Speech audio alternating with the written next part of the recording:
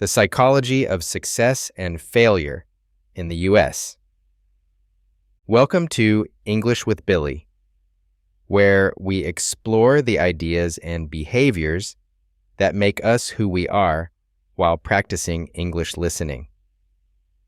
I'm your host, Billy, and today we're diving into a topic that is central to American culture: the psychology of success and failure. In the United States, success is celebrated in big ways.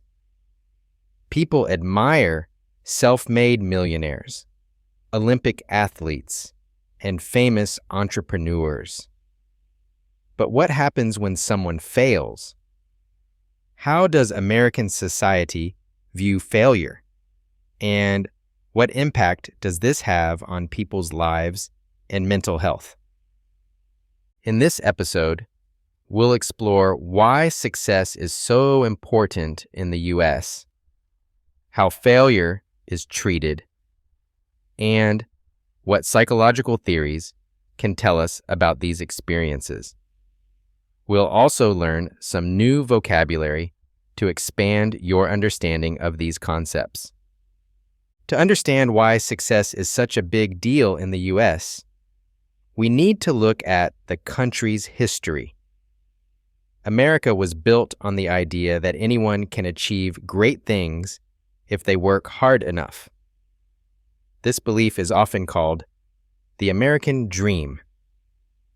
It's the idea that, with determination and effort, you can create a better life for yourself, no matter where you come from.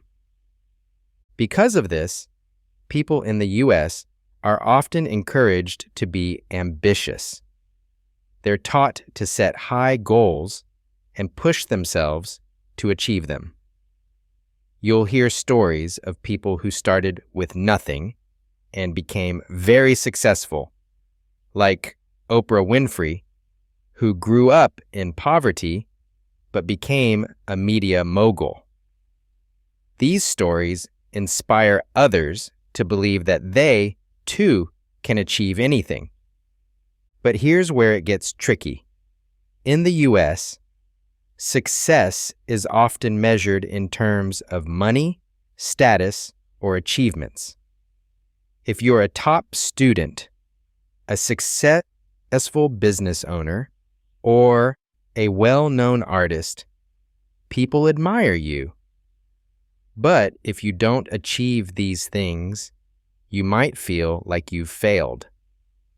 Failure is a complicated topic in the U.S. On one hand, people say, failure is a stepping stone to success. They encourage each other to learn from mistakes and try again. In fact, some of the most successful people in the world failed many times before they succeeded. For example, Thomas Edison, the inventor of the light bulb, famously said, "I have not failed. I've just found 10,000 ways that won't work." But on the other hand, failing can feel deeply shameful. People worry about what others will think. And sometimes, society can be harsh.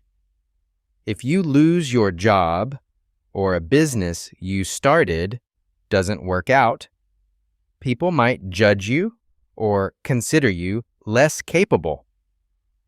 This fear of failure can be stressful and make people feel anxious. Let's learn the word anxious. Anxious means feeling worried or nervous, especially about something that might happen. Many people feel anxious about failing, especially when their self-worth is tied to their achievements. Psychologists have a lot to say about how people deal with success and failure. One of the most interesting theories comes from Dr. Carol Dweck, a well-known psychologist who developed the concepts of the growth mindset and the fixed mindset. A growth mindset means that you believe your abilities can improve with hard work and practice. People with a growth mindset see failure as an opportunity to learn and get better. For example, if they do poorly on a test, they might think, I can study harder and do better next time. A fixed mindset, on the other hand, means you believe your abilities are set and can't change.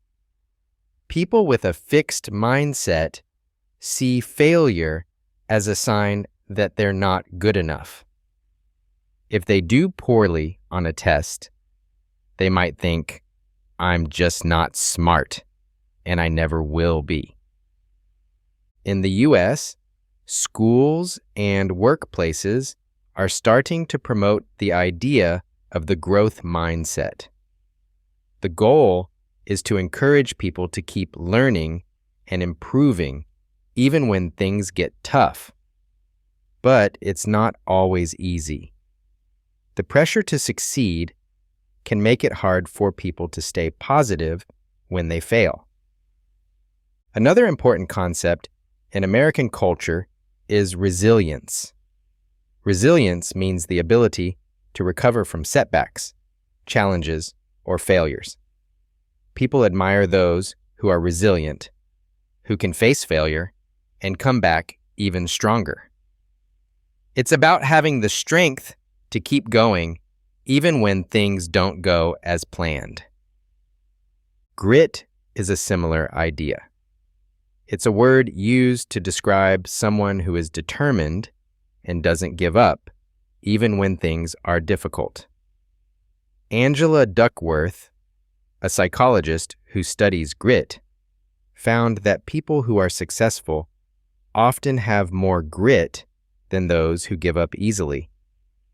In simple terms, grit means working hard over a long period, even when success doesn't come quickly. So, how can you develop a healthier view of success and failure? Here are a few ideas. 1. Focus on effort, not just results. It's important to set goals, but don't forget to celebrate the hard work you put in, even if you don't achieve your goal right away. 2. Learn from failure. Ask yourself, what can I learn from this experience? This helps you grow and improve. 3. Be kind to yourself. Remember that everyone fails sometimes. It's a normal part of life, and it doesn't mean you're not good enough. Practice self-compassion, which means being as kind to yourself as you would be to a friend. Here's another word to learn. Self-compassion.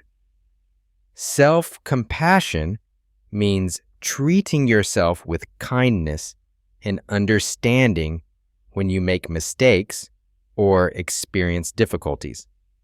It's the opposite of being too hard on yourself. In conclusion, the psychology of success and failure in the U.S. is full of contradictions. Americans celebrate those who achieve great things, but they also admire people who learn from their mistakes and keep trying. Understanding these cultural ideas can help us be more compassionate toward ourselves and others, especially when things don't go as planned. Thank you for joining me today on English with Billy. I hope this episode gave you new insights into how success and failure are viewed in American culture, and how you can apply these ideas in your own life. If you enjoyed today's episode, make sure to subscribe for more explorations of human behavior, culture, and the ways we make sense of the world. Until next time, stay curious.